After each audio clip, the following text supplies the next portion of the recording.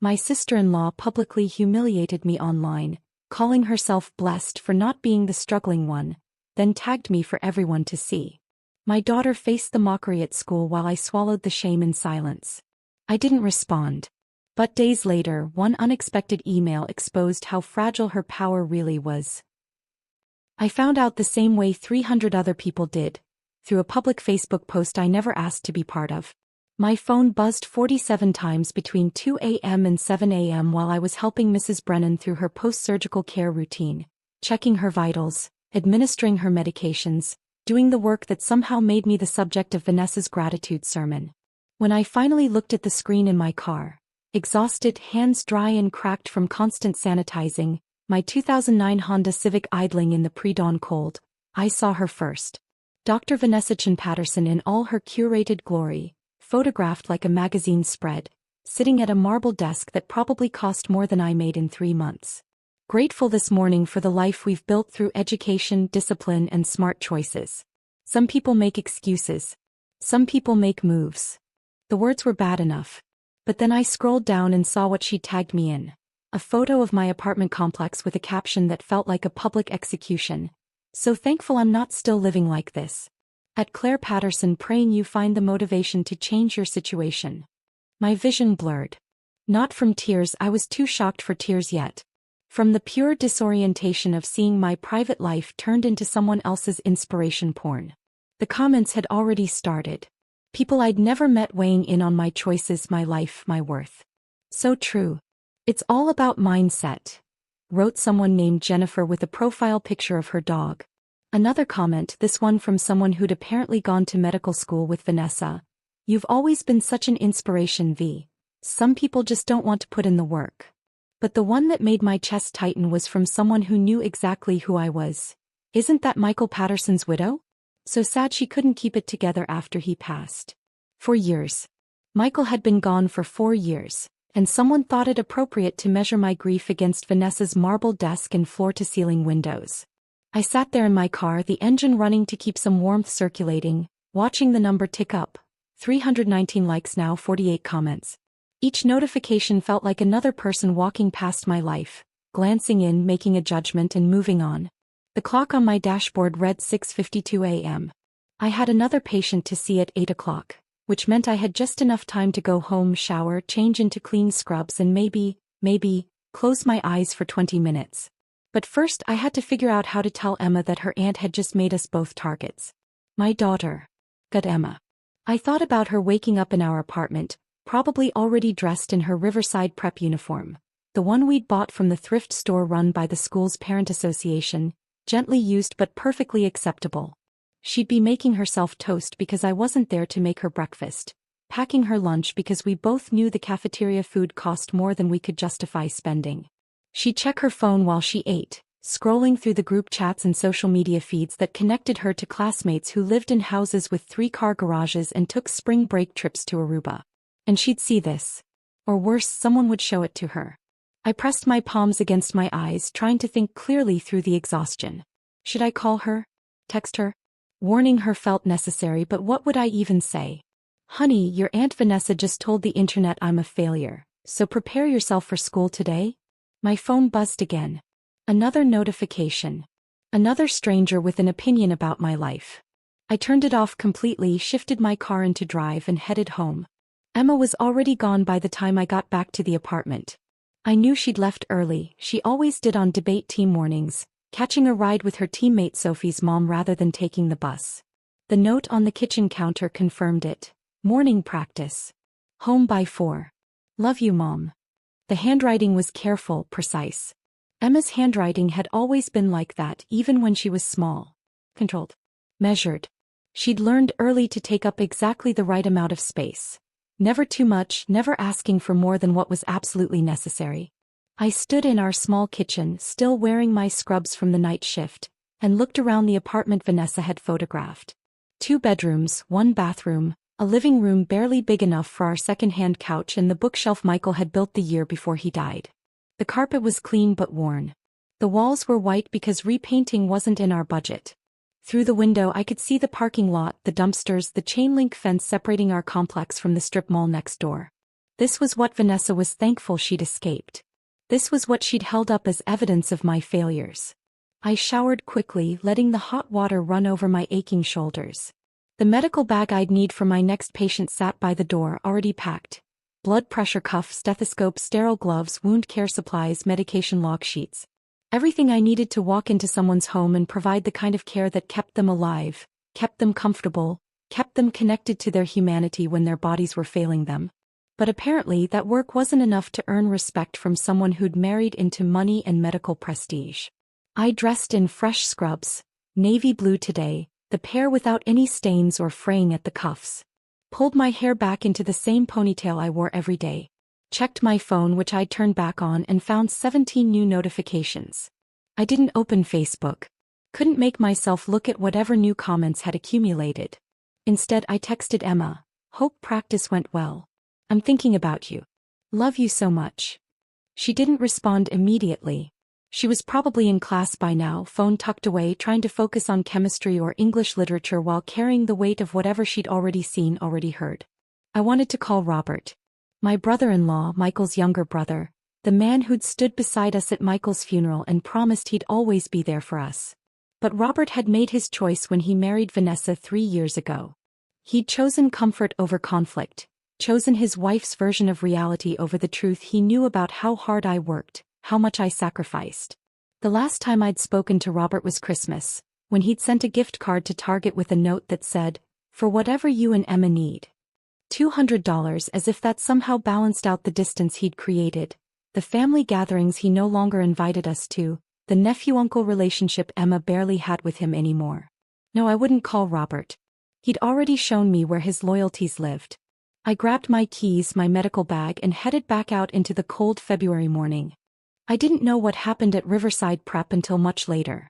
Emma didn't tell me, not that day, not that week. She protected me the way she'd been protecting me since Michael died, swallowing her pain so I wouldn't have to carry it alongside my own. But eventually I pieced it together from the small details that slipped through her careful defenses. Madison Whitmore showed her the post during lunch period. Emma had been sitting at her usual table near the windows, eating the sandwich she'd packed that morning, reviewing note cards for an upcoming debate tournament. Madison approached with her phone already out, screen tilted so the girls around her could see. "Is this your apartment, Emma?" Madison's voice carried that particular tone wealthy teenage girls master early, curiosity wrapped around cruelty, questions designed to humiliate rather than inform. "My mom says your family is on scholarship. Is that why your mom is like a maid?" Emma told me later, weeks later when she finally broke down, that she'd stared at the phone screen showing Vanessa's post, showing our apartment building, showing the caption that reduced my career to a punchline. She'd felt the eyes of everyone at the table turning toward her, waiting to see how she'd respond. She'd said nothing. Just packed up her lunch, gathered her note cards, and walked to the library where she spent the rest of the period pretending to study while the words echoed in her head. "So thankful I'm not still living like this." By the end of the school day, someone had made a meme using Vanessa's photo and caption, adding their own commentary. It circulated through the sophomore class group chat. Emma's debate partner, a girl named Ashley who'd been her friend since freshman year, sent a text asking if she could switch partners for the upcoming tournament. "Family emergency, very sorry, nothing personal." Emma's chemistry lab group forgot to add her to their project group chat. The following day when she asked about it, they said they'd tried but maybe her number had changed. The lie was transparent, but no one bothered to make it convincing. She came home that first day with red, swollen eyes, but when I asked what was wrong she said she was just tired. Fighting off a cold maybe. Needed to sleep. I believed her because I wanted to. Because acknowledging the truth meant acknowledging that I couldn't protect her from this, couldn't fix it, couldn't make it better. We ate dinner in our small kitchen. Spaghetti with Jared's sauce, salad from a bag, garlic bread I'd made from the ends of a loaf going stale. We talked about her classes, about whether she needed new debate shoes, about anything except the post that had detonated in both our lives. After dinner, Emma went to her room to study. I heard her door click shut, heard the lock turn, something she never usually did. I stood outside for a moment, wanting to knock, wanting to force the conversation we both needed. But I was too ashamed. Too raw. Too afraid that if I tried to talk about Vanessa's post, I'd end up defending choices I'd stopped believing in myself. So I went to my own room, lay on my bed fully clothed, and stared at the ceiling until my alarm went off at 10 p.m. for my next overnight shift. I didn't respond to Vanessa's post. Didn't comment, didn't share a counter-narrative, didn't defend myself. What would I even say? That I worked 3 jobs because Michael's life insurance barely covered his funeral? That Emma's scholarship to Riverside Prep was the only reason she had a chance at the kind of college education that might break the cycle of financial precarity I'd been trapped in since his death? That my apartment, with its worn carpet and chain-link fence view, was still the safest, cleanest place I could afford in a school district that wouldn't fail my daughter? None of that would matter to the people liking and sharing Vanessa's post. They wanted a simple story: success versus failure, motivation versus laziness, winners versus losers. Complexity didn't fit in a caption with prayer hands and sparkle emojis. So I stayed silent and went to work. Mrs. Brennan needed her blood pressure checked twice daily and help with her medication routine. Mr. Harrison, recovering from a stroke, required assistance with bathing and dressing. The Rodriguez family had hired me to provide overnight care for their mother, who had advanced Alzheimer's and wandered if left alone. Each patient needed me present, focused, compassionate, not distracted by social media drama or family betrayal. I showed up for each shift with the same gentle smile I always wore. I checked vitals, administered medications, changed wound dressings, helped people to the bathroom, listened to their stories about children and grandchildren and lives that had been full before illness narrowed their worlds. I documented everything carefully in their medical charts, called their doctors when something seemed off, advocated for better pain management or physical therapy or whatever they needed to maintain dignity in bodies that were failing them. My supervisor, Linda, noticed something was off during our weekly check-in call. "You sound tired, Claire." "More than usual." "Just a rough week," I said, which wasn't a lie. "You taking care of yourself? I know you tend to put everyone else first." I promised I was fine, that I'd get more sleep, that everything was manageable. Linda had been a home health nurse for 20 years before moving into administration. She knew what manageable actually meant in this field. Barely holding on, stretched too thin, but still showing up because patients depended on you. At night, lying awake in the few hours between shifts, I replayed every financial decision I'd made since Michael died. Should I have taken that medical billing job instead of staying in home health care? It would have meant steady hours, benefits, an office instead of driving between patients' houses. But it also would have meant leaving behind the work I was actually good at, the work that felt like carrying on Michael's legacy of service. Should I have moved Emma to public school after freshman year, saved the tuition assistance fees and uniform costs? But Riverside Prep's college placement rate was 98%. And Emma's guidance counselor said she had a real shot at Ivy League schools with her grades and debate record. Should I have sold the small life insurance policy Michael left, used it to pay off our credit cards, maybe had enough left over for a security deposit on a better apartment? But that policy was the only financial safety net we had. The only thing standing between us and complete disaster if my car broke down or Emma needed emergency medical care. Every choice led back to the same truth. I'd done the best I could with what I had. But Vanessa's post suggested that wasn't enough, that motivation and smart choices could overcome systemic barriers, that my circumstances were somehow a moral failing rather than an economic reality. The shame of almost believing her burrowed deep, whispering that maybe she was right. On the 5th day after Vanessa's post, my phone rang with a number I didn't recognize. Philadelphia area code, but not one I'd saved. I almost didn't answer. I was between patients, sitting in my car outside a CVS where I'd stopped to pick up supplies I'd need for my next visit. My hands hurt. The constant sanitizing and hand-washing left them perpetually dry, cracked at the knuckles despite the lotion I applied religiously. I was tired in that bone-deep way that comes from not enough sleep and too much emotional weight. But something made me swipe to answer. "Is this Claire Patterson?" The voice was female, older, cultured in that way that suggested education and resources. "Yes, this is Claire. My name is Margaret Walsh. I'm calling because I need home health care assistance, and your agency gave me your number as someone who might be available." I pulled up my calendar, checked my schedule. I had some flexibility in the afternoons, could probably fit in another regular patient if the timing worked. "What kind of care do you need, Mrs. Walsh?" "Post-surgical support. I had a cosmetic procedure 3 months ago, and I'm still experiencing complications." Her voice wavered slightly. My doctor isn't returning my calls, and I need someone who knows what they're doing to help me manage the recovery. We arranged a time for me to come assess her needs. She lived in Gladwine, one of the wealthier suburbs on the main line. The address she gave me was in a neighborhood where houses started at 7 figures. I hung up and sat in my car for a moment, staring at the notation I'd added to my calendar. Margaret Walsh, 2 p.m. tomorrow, post-op complications. Something about her voice had resonated with me. The shakiness beneath the composed exterior, the vulnerability of someone trying to ask for help when help should have been freely given. I recognized it because I'd heard it in my own voice more times than I could count over the past 4 years. The next afternoon I drove to Gladwine with my medical bag and low expectations. Wealthy patients sometimes struggled with home health aides. They wanted service but resented needing it, wanted help but couldn't quite reconcile hiring someone for intimate care tasks. I'd learned to maintain professional boundaries, to be warm without being familiar, to provide excellent care without expecting friendship or recognition. Margaret Walsh's home was a Victorian painted in shades of cream and sage, with a wraparound porch and gardens that probably required a full-time landscaper. I parked on the street, grabbed my bag and walked up the front steps. She answered the door herself, moving slowly. Mid-70s, I guessed, though it was hard to tell with the partial bandaging still on her face.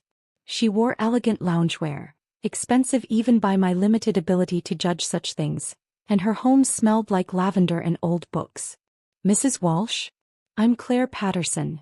Please come in. And call me Margaret."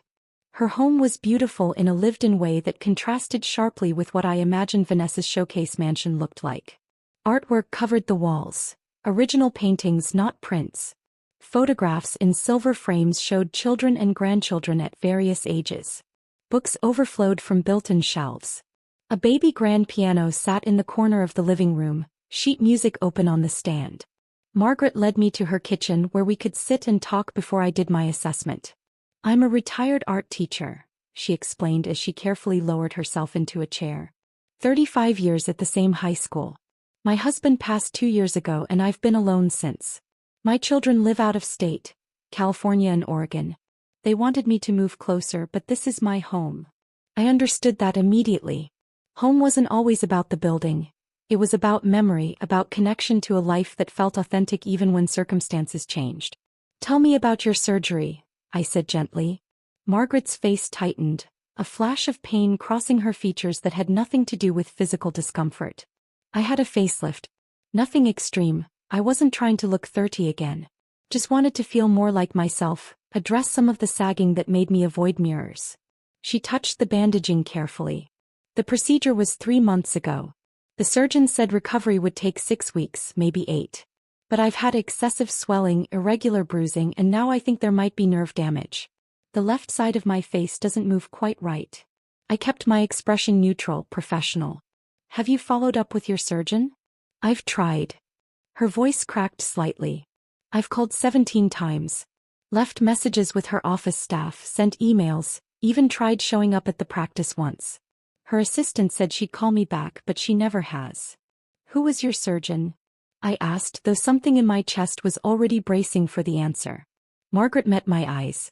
"Dr. Vanessa Chin Patterson." The kitchen tilted slightly. I gripped the edge of the table, forcing myself to maintain composure even as my mind raced. "I see," I managed. "Let me examine the surgical site and see what we're dealing with." I spent the next 30 minutes conducting a thorough assessment. The scarring was more extensive than it should have been for a standard facelift. The swelling Margaret described wasn't normal at this point in recovery. And when I asked her to move different parts of her face, smile, raise her eyebrows, close her eyes tightly, the asymmetry was obvious. The left side lagged, indicating probable nerve involvement. "Margaret," I said carefully, "I think you need to see another plastic surgeon for a second opinion. These complications shouldn't be ignored." She looked at me with eyes that held too much understanding. "I tried that too. But Dr. Patterson's office sent me a letter when I requested my medical records. Her lawyer said I signed comprehensive waivers and that any complications are my own fault for not following post-operative instructions." She laughed bitterly. "I followed every instruction. I did everything she told me to do." We sat in her kitchen, 2 women trapped in different versions of the same powerlessness. Margaret with her nerve damage and legal threats. Me with my daughter's anxiety and public humiliation. I'll help you, I said quietly. Let me come back 3 times a week to check on your recovery, manage any wound care needs and document everything carefully. And Margaret, if you still have those medical records, the letter from the lawyer, any communication from Dr. Patterson's office, keep them somewhere safe. She nodded slowly. You're not the first person to tell me that. I actually requested my complete medical file before I got too frightened. They sent it, but I think they included some things they didn't mean to. My pulse quickened. What kind of things? Margaret rose carefully, walked to a sideboard in her dining room, and returned with a thick manila envelope. See for yourself. I didn't open the envelope at Margaret's house. Something told me I needed privacy for whatever was inside, needed time to process without her watching my reactions. Can I take this home tonight? I asked. Review it carefully, maybe photograph anything that seems important? Margaret nodded. I trust you, Claire. I can tell the difference between someone who actually cares and someone just going through the motions. You care. I drove home with the envelope on my passenger seat, hyper-aware of it the entire drive. Emma was at debate practice, wouldn't be home until after 6. I had 2 hours alone in the apartment. I made coffee, real coffee, not the instant kind I usually settled for, and spread the contents of the envelope across our small dining table. Standard operative reports. Consent forms. Preoperative instructions. Postoperative care guidelines. Everything you'd expect in a medical file. But then, buried in the middle of the stack, pages that clearly shouldn't have been there. Internal office communications. Emails between Vanessa and her medical assistant, marked staff only, do not file. I read them with growing horror. Mrs. Walsh called again about the swelling. What should I tell her? Same as before. It's normal, give it more time. If she keeps calling, let her know we'll have to start charging for consultation time. Another exchange dated 6 weeks after Margaret's surgery. She's requesting a follow-up appointment. Says the left side of her face isn't moving right. Nerve issues resolve on their own usually. Tell her to massage the area and take ibuprofen. No appointment necessary. I photographed each page with shaking hands, storing them in a password-protected folder on my phone. But the most damning evidence came near the bottom of the stack. Preoperative photographs that had clearly been digitally altered. I could see it in the inconsistent lighting, the subtle blur around the areas of concern Margaret had wanted addressed. The alterations made her original concerns appear less severe, which would justify a less extensive and less expensive procedure than what Margaret actually needed. Someone in Vanessa's office had manipulated medical photographs to underbill insurance and overcharge the patient. And then I found something that made my breath catch. An email from Robert Patterson, Michael's brother, my brother-in-law, to Margaret Walsh, dated 4 months before her surgery. Margaret, I heard you were considering facial rejuvenation. I want to personally recommend my sister-in-law, Dr. Vanessa Chin Patterson. She's one of the most skilled cosmetic surgeons in the Philadelphia area, and she'll take excellent care of you. Family referral. Tell her office I sent you and she'll give you the VIP treatment. Robert had referred Margaret directly to Vanessa. Had vouched for her skills, her care, her trustworthiness. And now Margaret sat in her beautiful Victorian home with nerve damage and no accountability. I sat at my dining table surrounded by evidence of medical negligence and deliberate fraud, and finally understood something crucial. Vanessa's success wasn't built on excellence.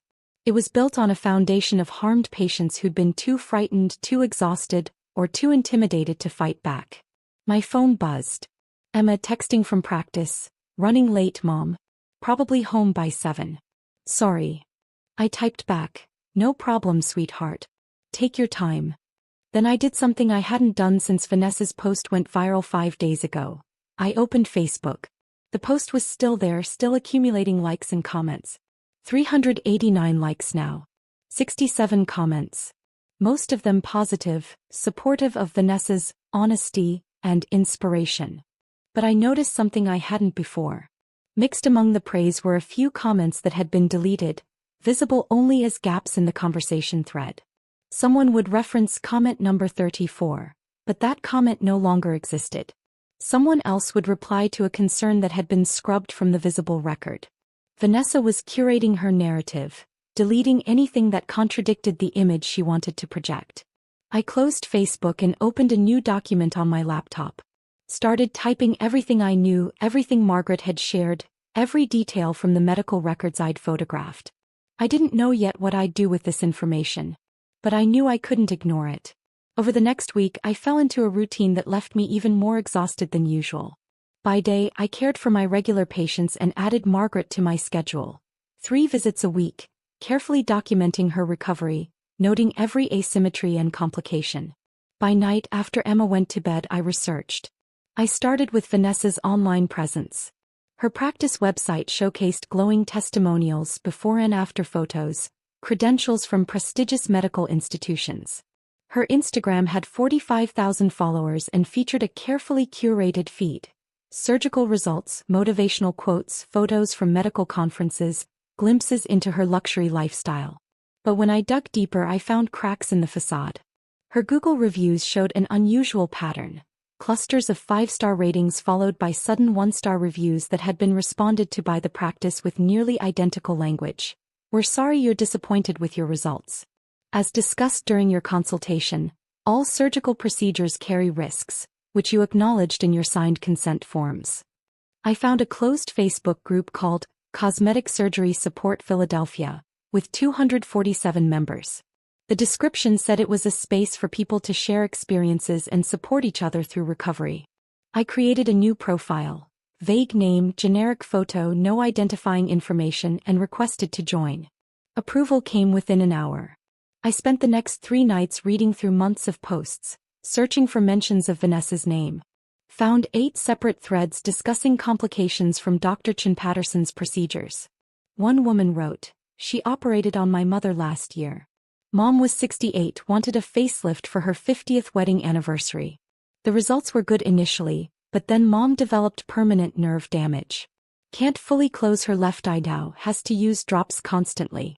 When we tried to address it with Dr. CP, her office sent a legal letter threatening to sue us for defamation. They claimed Mom's age made her high risk, but that was never mentioned before surgery." Another post from someone anonymous. "She pressured me into additional procedures while I was in the pre-op room, already sedated and groggy. I woke up with work done that I never consented to, lip fillers and Botox I specifically said I didn't want during my consultation. The bill was $12,000 more than originally quoted. When I complained, she said I must have agreed while nervous and forgotten. But I remember. I said no." A third person shared. "The before photos she took during my consultation didn't match the ones in my medical file. I requested copies and noticed the lighting was different. My features looked more exaggerated in the official photos than what she showed me in her office. I think she manipulates images to make your before state look worse, so the after looks more impressive." I created a document carefully cataloging each case I found. Sarah M. 52 facelift resulting in chronic pain and scarring.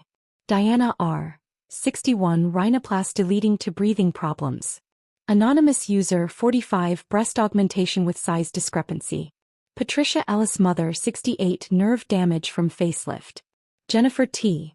38 unauthorized procedures during surgery. Anonymous user 54 manipulated preoperative photographs.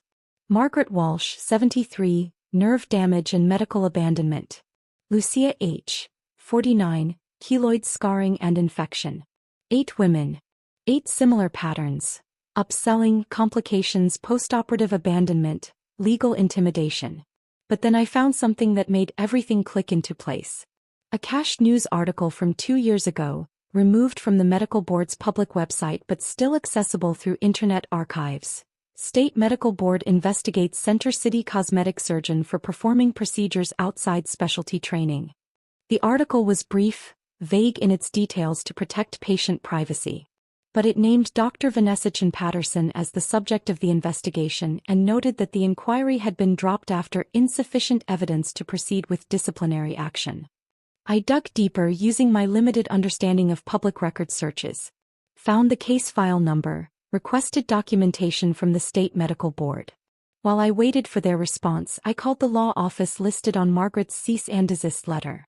The receptionist answered, "Morrison and Associates, how may I direct your call?"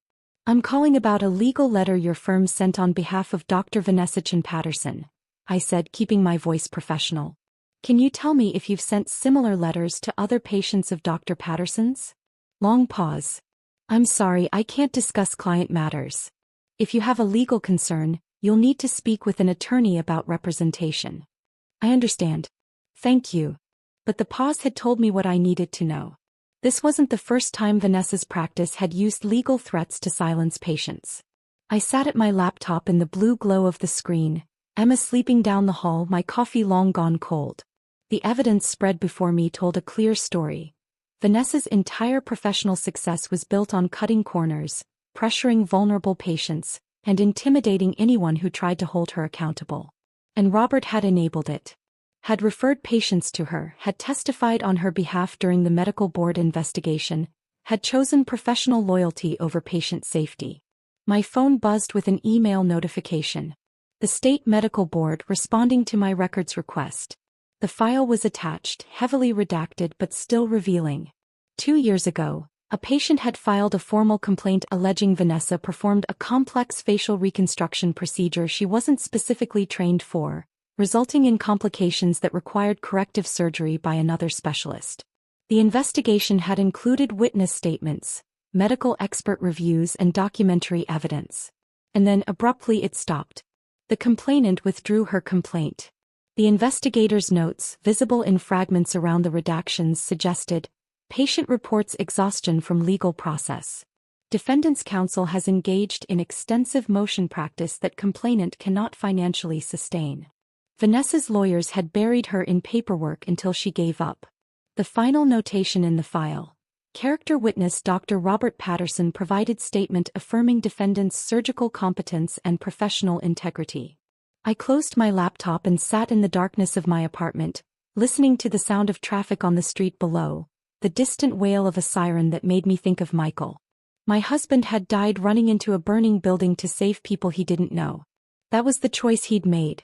Service over safety, others over self. And I was sitting here with evidence that could protect future patients from harm, that could give voice to women who'd been intimidated into silence, that could challenge the narrative that success and integrity were the same thing. But I was terrified. Terrified of Vanessa's lawyers, of public exposure, of losing the little stability Emma and I had built. Then I thought about my daughter, carrying the shame of Vanessa's posts through school hallways every day, learning that cruelty was rewarded and silence was survival. What was I teaching her by doing nothing? I didn't tell Emma what I'd discovered. Didn't want to add that weight to everything else she was carrying. But Emma was carrying more than I realized, and she was about to make a choice that would change everything. The Women in Medicine Assembly at Riverside Prep was announced 2 weeks after Vanessa's post. Emma came home with the flyer, glossy, professionally designed, featuring a photograph of Vanessa in her white coat looking confident and accomplished. They invited her to speak, Emma said quietly, handing me the paper. Mrs. Henderson arranged it. Her daughter Madison is in my class. Madison Whitmore's mother.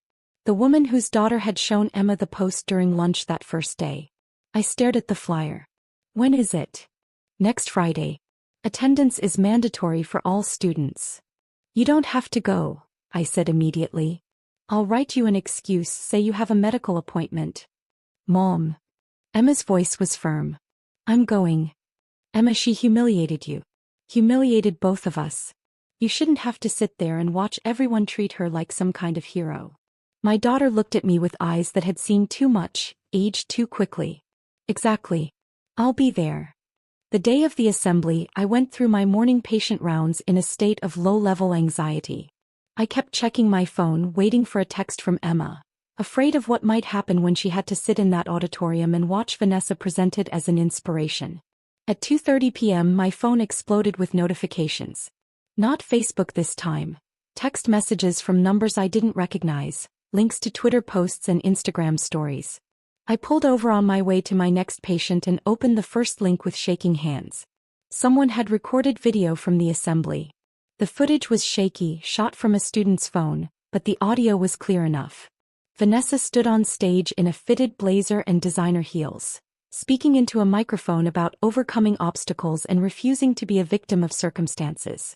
Behind her, a PowerPoint presentation showed photos from her career. medical school graduation surgical suite before and after patient photos, her office with those floor-to-ceiling windows. The camera panned across the audience. Hundreds of students in their uniforms, some paying attention, others on their phones. Then it focused on Emma, sitting 3 rows from the front, her face carefully neutral. Vanessa finished her prepared speech to polite applause. The principal stepped forward to moderate Q&A. "We have time for a few questions," he said. "Please keep them respectful and relevant to Dr. Chen Patterson's career journey." Several hands went up. Students asked about medical school, about choosing a specialty, about work-life balance. Vanessa answered each question with practiced ease, her responses quotable and inspirational. Then Emma raised her hand. The principal nodded toward her. "Yes, young lady in the 3rd row." Emma stood up. The camera zoomed in on her face. She looked terrified and determined in equal measure. "Dr. Chen Patterson, you talk a lot about integrity in medicine and making ethical choices." Her voice shook but held steady. "What do you say to patients who experience complications from your procedures and can't get you to return their calls?" The auditorium went silent. Vanessa's smile froze on her face, becoming something rigid and unnatural. "That's an inappropriate and hypothetical question from someone who clearly doesn't understand medical practice." "It's not hypothetical," Emma continued. The camera showed students turning in their seats, pulling out their phones.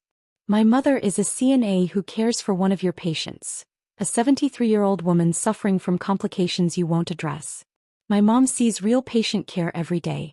She works 3 jobs to support us after my dad died serving this community as a firefighter. You posted about her online 2 weeks ago, calling her life a failure, tagging her apartment for everyone to see. But my mom shows up for people when they're most vulnerable. She doesn't abandon them when things get difficult." A teacher moved toward Emma, trying to intervene. "But my daughter wasn't finished. You talk about choices, about discipline and smart decisions. My mom chose to help people even when it doesn't pay well, even when people like you look down on her for it. She chose integrity over image. What choice are you making when you ignore suffering you caused? When you use lawyers to silence patients instead of actually addressing their complications?" Vanessa's face had gone white. She opened her mouth, closed it, looked toward the principal as if expecting him to rescue her. This is inappropriate. I will not be subjected to baseless accusations by a student who—" "It's not baseless," Emma said. "I can name the patient. I can provide documentation. My question is simple. Do you believe in the medical oath you took, or just the lifestyle it provides?" Vanessa grabbed her belongings and walked off the stage. The auditorium erupted, some students gasping, others immediately recording and posting. The principal called for order, but the damage was done. The video ended. I sat in my car, hands covering my mouth, tears streaming down my face. My daughter, my careful, measured, anxious daughter, had just publicly confronted the woman who'd humiliated us both. Had stood up in front of her entire school and spoken truth to power, knowing the consequences she'd face. I called her immediately. She didn't answer. I texted, "Emma, I love you so much. Are you okay? Please tell me you're okay." 3 dots appeared, disappeared, appeared again. Finally, "I'm fine, Mom." In the principal's office. "They're calling you." The school called 10 minutes later. I listened to the principal explain that Emma had been disrespectful and made serious allegations, and would face disciplinary action. Suspension possibly pending a review of the incident. "She told the truth," I said quietly. "Everything she said was factual. If Dr. Chen Patterson wants to deny it, she can. But my daughter has a right to speak. Mrs. Patterson, I understand emotions are high, but..." She watched your school invite the woman who publicly humiliated her family to be honored as a role model. She sat through a speech about integrity from someone who abandons her patients. And when given a chance to ask a question, she asked a legitimate one. If that's grounds for punishment, then your priorities are very clear. I hung up before he could respond. By the time I picked Emma up from school, the video had spread beyond Riverside Prep. Local Philadelphia Twitter accounts had shared it. Parent forums were debating it. Someone had sent it to a local news station. Emma got in the car silently. I pulled out of the parking lot, drove 2 blocks and then pulled over. "Are you in trouble?" I asked. "Probably." They're reviewing the incident. She made air quotes around the phrase. Mrs. Henderson wants me expelled. Says I defamed Dr. Patterson. Emma. I don't regret it, Mom. She turned to face me and her eyes held something I hadn't seen there in weeks, certainty. I've been watching you carry all this alone, pretending you're fine when I know you're not.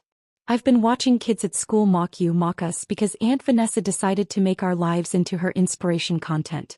I couldn't just sit there and let her be treated like a hero when I know what she really is. I reached over and pulled my daughter into a hug across the center console, holding her while she cried for the first time since the post went viral. I'm so proud of you, I whispered. So incredibly proud.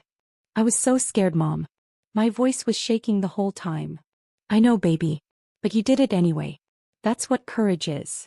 We sat in my parked car for 10 minutes, just holding each other, finally acknowledging the pain we'd both been carrying alone. When we got home, I made us hot chocolate, the real kind with milk and actual cocoa powder, not the instant packets. We sat on our worn couch in our modest apartment, the place Vanessa had photographed as evidence of our failure, and I told Emma everything. About Margaret and her nerve damage. About the medical records with digitally altered photos. About the Facebook group full of women with similar stories. About the previous medical board investigation that had been buried.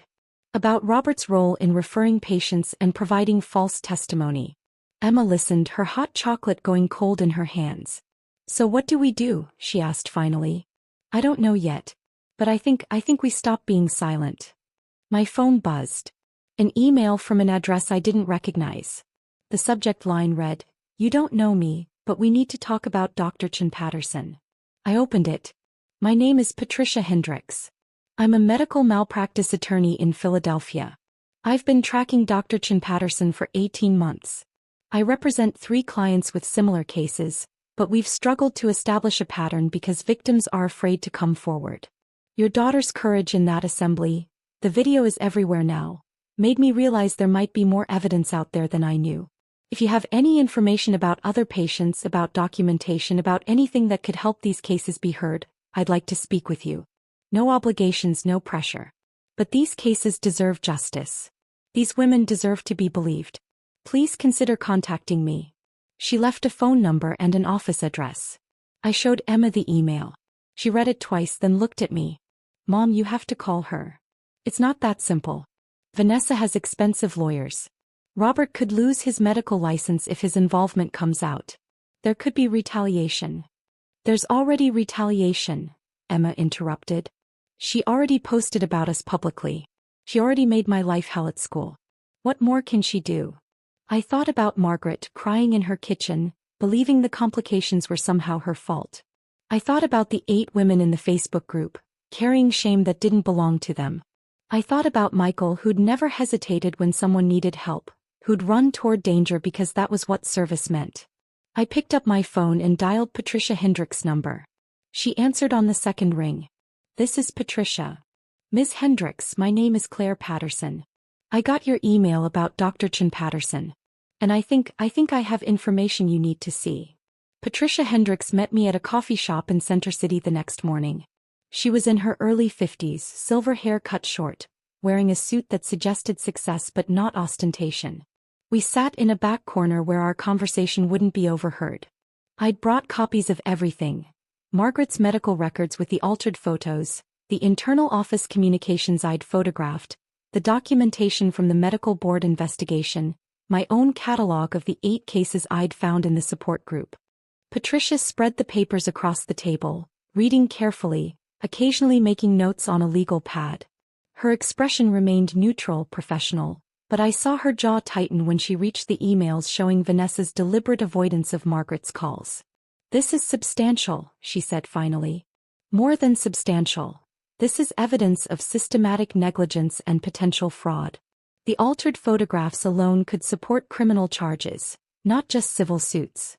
I care for Margaret Walsh 3 times a week, I explained. She trusted me with these records because she didn't know what else to do. The cease and desist letter from Vanessa's lawyers terrified her. She's 73, widowed, living alone. She doesn't have the resources or energy to fight. She won't have to fight alone, Patricia said. I already represent 3 other patients with similar stories: complications, abandonment, legal intimidation. With Margaret's documentation and your research connecting more victims, we have a pattern. The medical board will have to reopen its investigation. And this time they won't be able to ignore it. My brother-in-law is implicated, I said quietly. Robert Patterson. He referred Margaret to Vanessa, testified on Vanessa's behalf during the first investigation. He's an orthopedic surgeon, respected in the medical community. This could destroy his career. Patricia met my eyes. Your brother-in-law chose to vouch for a surgeon he should have known was cutting corners. He chose to testify falsely to protect her when patients were being harmed. Those were his choices, Mrs. Patterson. Not yours. I nodded slowly. I know. It's just he's my late husband's brother. The only family connection Emma has to her father's side. And Dr. Chin Patterson is your sister-in-law, correct? She posted about you publicly, exposed your financial situation, led to your daughter being bullied at school. Yes. Patricia leaned forward. Family loyalty is important. But not when it enables harm. Not when it protects people who abuse power and hurt vulnerable patients. You're not betraying your family by speaking truth. You're protecting people who can't protect themselves. Over the next week, Patricia moved quickly. She contacted Margaret, explained the strength of the case, offered to represent her pro bono as part of a larger pattern of practice lawsuit. Margaret agreed immediately, relief evident in every word.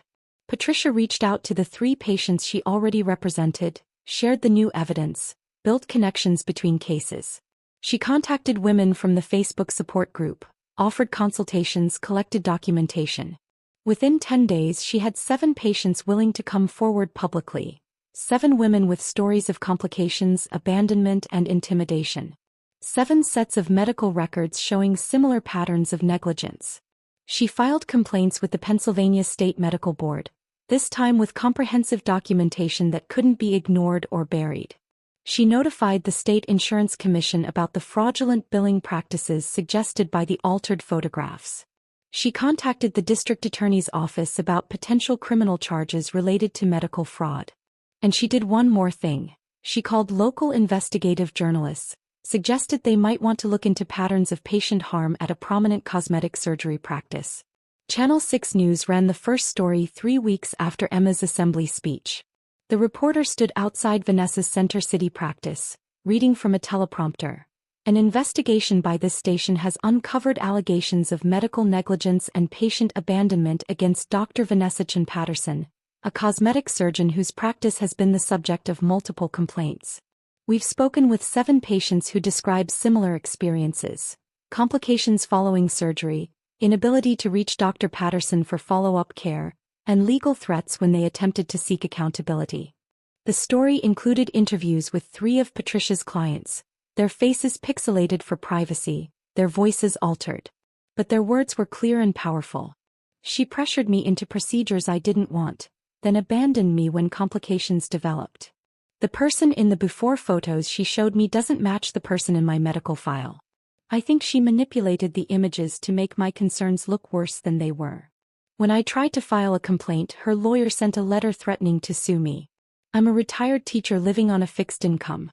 I couldn't afford to fight. The news story went viral. By that evening, Vanessa's Instagram had been flooded with comments demanding accountability.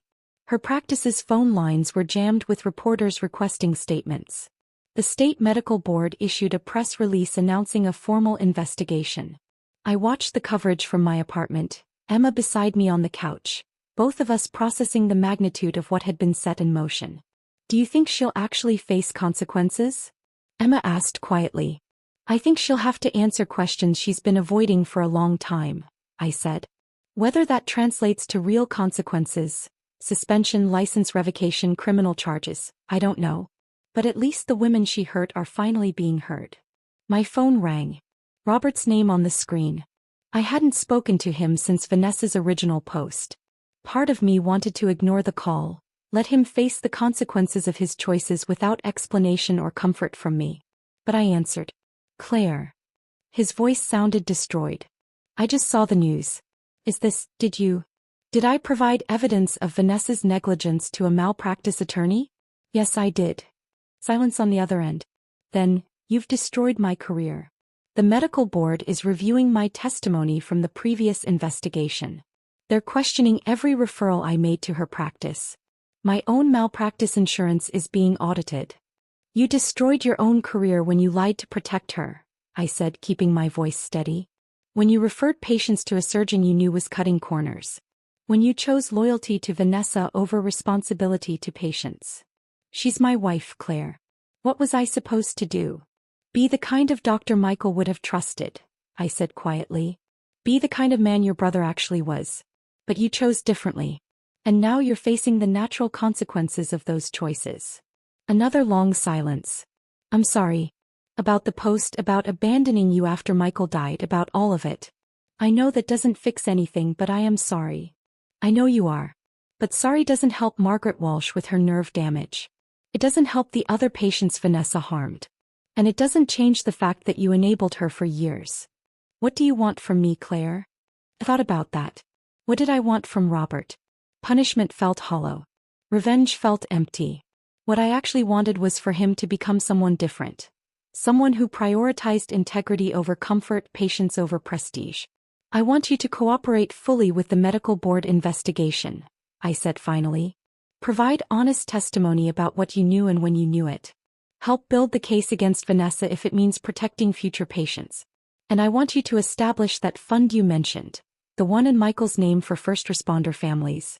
Make it real, make it substantial, and actually help people who are struggling the way we've been struggling. I can do that, Robert said quietly. I will do that. Then maybe, eventually, Emma and I can have a relationship with you again. But it starts with you choosing differently than you have been. I hung up before he could respond. Emma looked at me with something like awe. That was really intense, Mom. Your dad would have handled it better, I said. He was always better at the hard conversations. I don't know, Emma said softly. I think he'd be pretty proud of how you handled it. The medical board suspended Vanessa's license 4 months after the investigation reopened. The suspension was pending a full disciplinary hearing scheduled for early next year, but the message was clear. She would not be practicing medicine while the investigation continued. Her practice closed. Her malpractice insurance dropped her coverage. 7 civil suits were filed, with more expected. The district attorney's office opened a criminal investigation into the fraudulent billing practices. Vanessa's Instagram went dark. The post about being blessed and making smart choices, the one that had tagged me in my apartment, was still there, but the comments section had become a space for former patients to share their stories. I never asked for it to be taken down. It served as a better testimony than anything I could have written. Robert did cooperate with the investigation. His testimony, combined with internal communications he provided from Vanessa's practice, helped establish the pattern of negligence and intimidation. His own medical license was placed under review, and he voluntarily took a leave of absence from his practice. But he also did something else. He established the Michael Patterson Memorial Fund with a $500,000 initial contribution. The fund provided financial assistance to families of first responders killed in the line of duty, helping with expenses like mortgage payments, college tuition, and medical bills. He asked me to serve on the board. I accepted. Emma finished her sophomore year at Riverside Prep. Some students apologized for their treatment after the post went viral. Others never acknowledged it. But Emma started a support group for scholarship students. A space where kids who didn't have vacation homes and designer bags could talk honestly about the challenges of attending a school built for wealth. The group grew to 30 members by the end of the year. Emma organized fundraisers for school supplies, created a textbook lending library, advocated for the administration to be more conscious of economic diversity in their programming. She was accepted to the summer pre-med program at Temple University with a full scholarship. As for me, I kept working as a home health aide. I still drove my 2009 Honda Civic to patient houses, still carried my medical bag, still provided care to people in their most vulnerable moments. But I also started doing something else. The Pennsylvania Home Healthcare Workers Association invited me to speak at their annual training conference. They wanted me to talk about patient advocacy, about recognizing signs of medical negligence, about understanding that home health aides see things doctors miss. I was terrified. Public speaking had never been my strength. I wasn't educated like Vanessa, wasn't polished or professional in the way people expected from conference speakers. But I showed up anyway. Standing at that podium looking out at 200 home health aides. Mostly women, mostly working multiple jobs, mostly invisible to the broader medical establishment, I found words I didn't know I had. You see what doctors don't see, I began, my voice shaking slightly but growing stronger. You're in patients' homes when they're most vulnerable. You notice the complications, the fear, the confusion. You see the medication bottles that don't match the prescriptions, the wounds that aren't healing right, the pain that's being dismissed or ignored. The room was completely silent, every face turned toward me. Your observations matter. Your voice matters. Don't let anyone tell you that your work is less important because it pays less or doesn't require a medical degree. Patient care isn't about prestige, it's about presence. It's about showing up, paying attention, advocating for people who can't always advocate for themselves. I talked about Margaret, about recognizing that her complications weren't normal. I talked about the importance of documenting concerns, about knowing when to escalate to a supervisor or call a patient's physician directly. I talked about the ethical responsibility we carried as the people who spent the most time with patients. Some of you have probably witnessed things that didn't seem right. Doctors who dismissed patient concerns, medical professionals who cut corners, situations where you knew something was wrong but didn't feel empowered to speak up. I paused, meeting eyes across the room. I'm asking you to find that power. Document what you see. Trust your training and your instincts. Connect patients with resources. And if you witness negligence or harm, report it. You might be the only person who can. The applause started before I finished my last sentence. It built and built until the entire room was on their feet. Afterward, dozens of aides approached me. They shared their own stories. Times they'd witnessed negligence, times they'd been dismissed by medical professionals, times they'd stayed silent because they assumed no one would listen. We exchanged contact information. I created an email list, started a newsletter. Planted seeds for what would eventually become a statewide network of home health advocates working to elevate patient care standards. That evening, I sat on my apartment balcony with Emma, eating Chinese takeout from the place down the street. The food was still the same, modest, affordable, nothing fancy. But it tasted like celebration. Vanessa's post is still up, Emma said quietly, scrolling through her phone. People still comment on it sometimes. I set down my lo mein and looked at my daughter. Does it still bother you? Not really, she said slowly. I mean, it used to make me feel ashamed. Like maybe she was right, maybe we were failing somehow. But now when I see it, I just think about how wrong she was. About you, about what matters, about everything. She wasn't entirely wrong, I said carefully. We do struggle financially. I do work multiple jobs and still barely make ends meet. Those things are true. But she made it sound like that meant you were lazy or unmotivated or made bad choices. And that's not true at all. You work harder than anyone I know. You show up for people who need you. You changed everything for Margaret and those other patients. Emma paused. Vanessa has money and success and all these followers, but she hurt people to get there. You help people even when it costs you. That's not failure, Mom. That's the opposite. I pulled my daughter close, this brilliant, brave young woman who'd stood up in an auditorium full of her peers and spoken truth when it would have been so much easier to stay silent. You know what's wild? Emma continued. Madison Whitmore's mom, Mrs. Henderson, the one who invited Vanessa to speak at our school, she's apparently been calling the school asking them to take down the video of the assembly. Says it's hurting her reputation because she's the one who brought Vanessa in as a speaker. Is the school taking it down? No. Principal says it's already too widely distributed. Taking it down won't accomplish anything. Plus I think he's worried about the liability if he censors it now that there's a criminal investigation. Emma grinned. Also, I heard Madison got in trouble for the meme she made about you. Her parents got called in for a meeting about cyberbullying. I don't want Madison punished, I said automatically. She's a kid who made a mistake. Mom, she made a meme mocking your financial situation and circulated it to the entire sophomore class. That's not just a mistake, that's deliberately cruel. She can handle some consequences. I suppose that was fair. We finished our dinner as the sun set over Philadelphia, painting the sky in shades of orange and purple. From our balcony we couldn't see much. The parking lot, the neighboring buildings, the busy street below. Not the mainline mansions or the landscaped gardens or the marble desks with floor-to-ceiling windows. But we could see each other. We could see the life we'd built from the wreckage of losing Michael.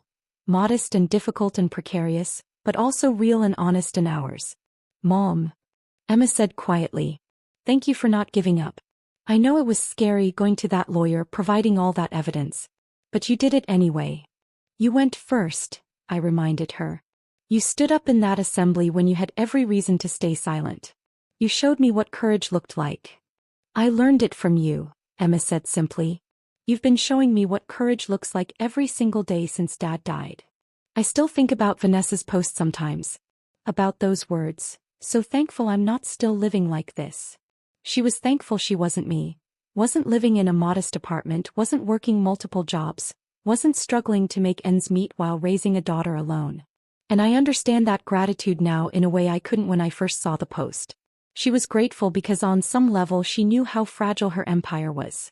Knew that her success was built on foundations that couldn't bear scrutiny, manipulated photographs, abandoned patients, legal intimidation, and the complicity of people too afraid or comfortable to challenge her.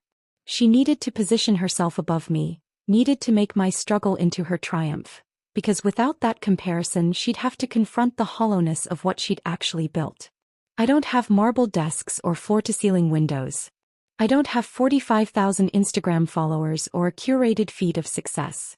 I have cracked hands from constant sanitizing, a car with 200,000 miles on it now, an apartment that will never appear in architectural magazines. But I also have patients who trust me with their most vulnerable moments. I have a daughter who learned to speak up when silence felt safer. I have a network of home health workers who found their voices because I found mine first. I have the knowledge that when Margaret Walsh needed someone to see her suffering and believe her, I showed up. And I have the memory of Michael, not as someone I failed by not maintaining the life we had when he was alive, but as someone who'd be proud of the life I chose to build after he was gone. A life of service over prestige, integrity over image, presence over performance. Vanessa's post is still there on Facebook, a permanent record of her cruelty and my supposed failure. But every time someone finds it now, they also find the comments telling a different story. The story of patients speaking up, of investigations uncovering truth, of systems being challenged. They find evidence that power isn't about wealth or status or social media followers. It's about showing up with integrity when no one's watching, speaking up when silence feels safer, and recognizing that the most essential work is often done by the most overlooked people. That evening on the balcony with Emma, eating our Chinese food and watching the sun set over our imperfect, difficult, honest life, I thought about sending Vanessa a message. Not vindictive, not cruel, just true. I drafted it in my head. Thank you for the post. It hurt, but it also woke me up. Made me realize I'd been carrying shame that didn't belong to me. Made me see that silence was costing more than speaking up ever could. You tried to make my life into evidence of your success. Instead, you gave me the clarity to recognize my own strength. But I didn't send it. Vanessa would have to carry her own reckoning without my participation. Instead, I deleted Facebook from my phone entirely. Chose to stop measuring my life against other people's curated versions of reality. Emma got accepted to 3 more summer programs, all with scholarships, all in fields she was passionate about. She chose neuroscience research at Penn. Robert's Fund provided assistance to 12 first responder families in its first 6 months. He called occasionally, carefully rebuilding connection, respecting boundaries, showing up in small but consistent ways. Margaret's nerve damage improved slightly with physical therapy, though she'd never fully recover. But she smiled more, laughed more, started painting again, watercolors of the garden she could see from her kitchen window. The 7 patients in Patricia's lawsuit received settlements that covered their corrective surgeries and provided some compensation for their suffering. More importantly, they received validation. Official acknowledgement that what they experienced wasn't their fault, that their concerns were legitimate, that they deserved better care. And I kept working. Kept showing up at patient houses with my medical bag and my dry, cracked hands and my gentle smile. Kept documenting vitals and administering medications and listening to stories. Kept advocating for people who couldn't always advocate for themselves. The work didn't change. But I changed. I stopped apologizing for my life. Stopped seeing my circumstances as evidence of failure. Started understanding that showing up with integrity in an unjust system was its own form of success. Harder won and more valuable than any marble desk or floor-to-ceiling windows. Emma saw that shift in me, and it shifted something in her too. She stopped shrinking in hallways, stopped apologizing for her scholarship status, started claiming space she'd always deserved. We were the same people in the same apartment facing the same struggles. But we were carrying it differently now, not as shame but as dignity. Not as evidence of our failures, but as testimony to our resilience. Vanessa's post tried to tell one story about my life. But the truth, the real, complicated, difficult, beautiful truth, was something she never understood and never could. My life wasn't a cautionary tale. It was a testament to survival, to service, to the quiet courage of showing up every day even when no one's watching, even when the work is hard and the recognition is scarce and the pay is barely enough. That's not failure. That's not something to escape or be thankful for avoiding. That's grace under pressure. That's integrity in action. That's the kind of life that actually matters when you strip away all the performance and pretense. And I wouldn't trade it, not for all the marble desks and Instagram followers in the world. If this story of quiet strength turning into powerful justice kept you hooked until the very end, smash that like button right now. My favorite part was when Emma stood up in that assembly and spoke truth to power, defending her mother in front of the entire school. What was your favorite moment? Drop it in the comments below. Don't miss more inspiring stories of everyday heroes finding their voice. Subscribe and hit that notification bell so you never